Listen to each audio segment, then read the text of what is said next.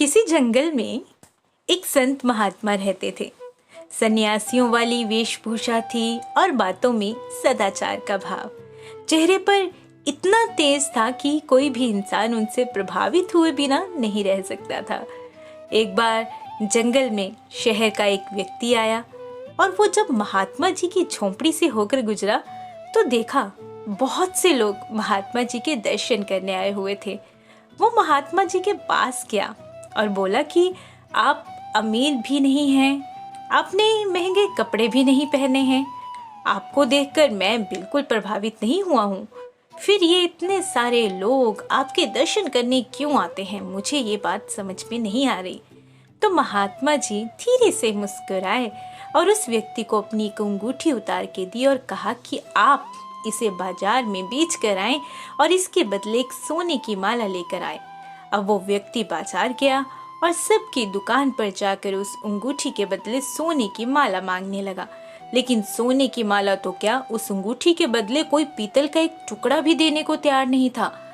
थक हार के व्यक्ति वापस महात्मा जी के पास पहुंचा और बोला कि इस अंगूठी की तो कोई कीमत ही नहीं है। महात्मा जी मुस्कुराए और बोले कि ठीक है, अब इस अंगूठी को पीछे वाली एक गली में सुनार की दुकान पर लेके जाओ।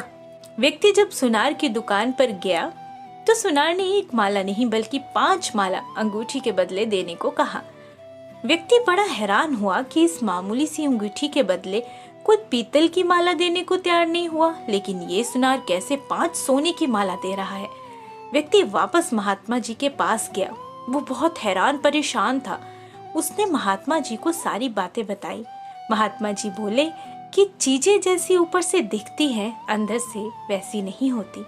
ये कोई मामूली अंगूठी नहीं है, बल्कि ये एक हीरे की अंगूठी है जिसकी पहचान केवल जौहरी यानी कि सुनहार ही कर सकता है। इसलिए वो 5 माला देने को तैयार हो गया। ठीक वैसे ही मेरी वेशभूषा को देखकर तुम मुझसे प्रभावित नहीं हुए, लेकिन ज्ञान का प्रकाश लोगों को मेरी ओर खींच लाता है।